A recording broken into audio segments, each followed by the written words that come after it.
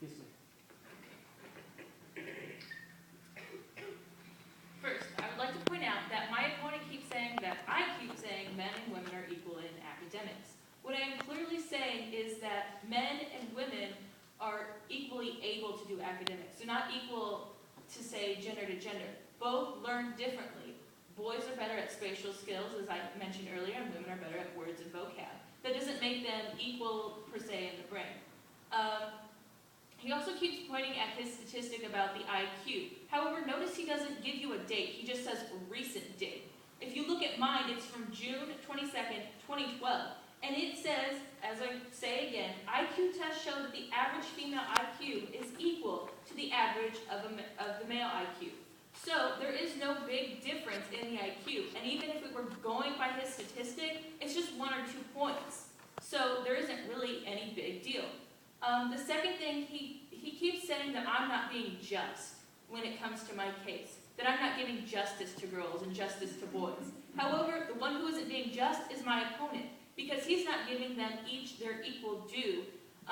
He keeps saying that boys are better at sports, and he's downgrading women in sports. But if you want to be just about it, you say they're both equal. They're both equally able to do sports, and they're both equally able to do academics. And then he talks about how men are doing better in sports in the Olympics. However, this year, women are 56% of women have gotten gold medals. Out of all the medals, 56% of women have gotten them. He also says that I'm trying to say that our men are better and get better at sports as we go on, and as he talks about puberty, he says men get better. However, if you remember and go back to the crossfire, I never answered him because he wanted to go on. Now I'd like to go on and give my voting issues. If you continue to examine my opponent's side of the flow, you will notice that he has tried to lead you to believe that men cannot do well in academics and women cannot do well in sports.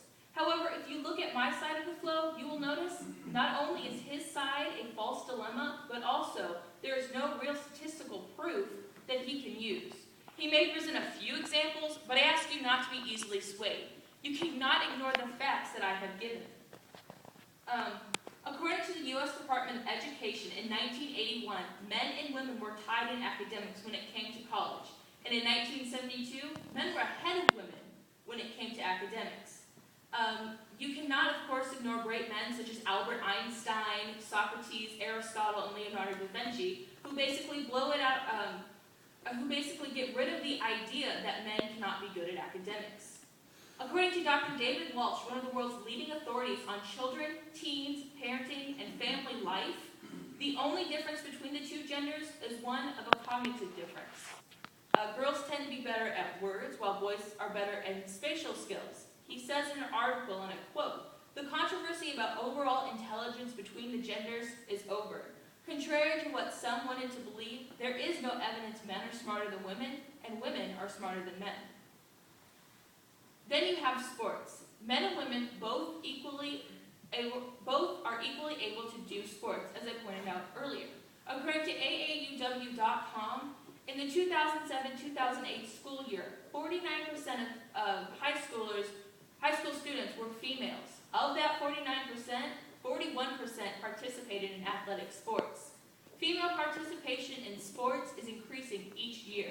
Since 2005, 26,000 more females have participated in sports, which is according to AAUW.com as well.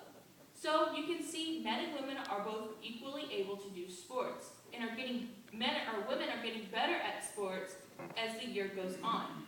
According to the Los Angeles Times, it's been a golden year for women in the Olympics.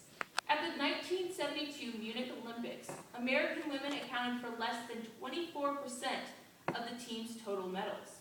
By 1992, in the Barcelona Games, their share had jumped to almost 41%. And now, in the 2012 Olympics, their share has jumped up to 56%. And they have won 66% of the team's gold medals. And if you look back to my opponent's argument that says men are clearly doing better in Olympics, and he points out Usain Bolt and Michael Phelps, you can clearly see here 56% is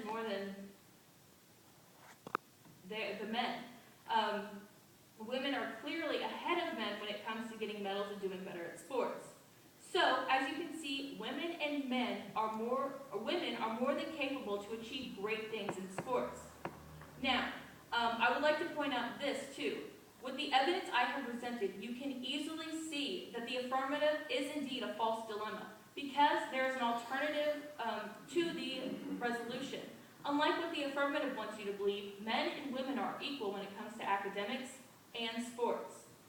And I would also like to point back to my opponent's last speech. He never argued against my value of equality, and he never argued against my criterion of equal opportunity. He just keeps stating that justice, we need to be just. He never argued anything about how justice is more than equality. But yet I have shown you where justice works on my side as well. So justice is a voting issue for me. And my second voting issue is that men and women are equal in whatever they do. And because of these reasons and many more, I must urge a negative ballot. Thank you.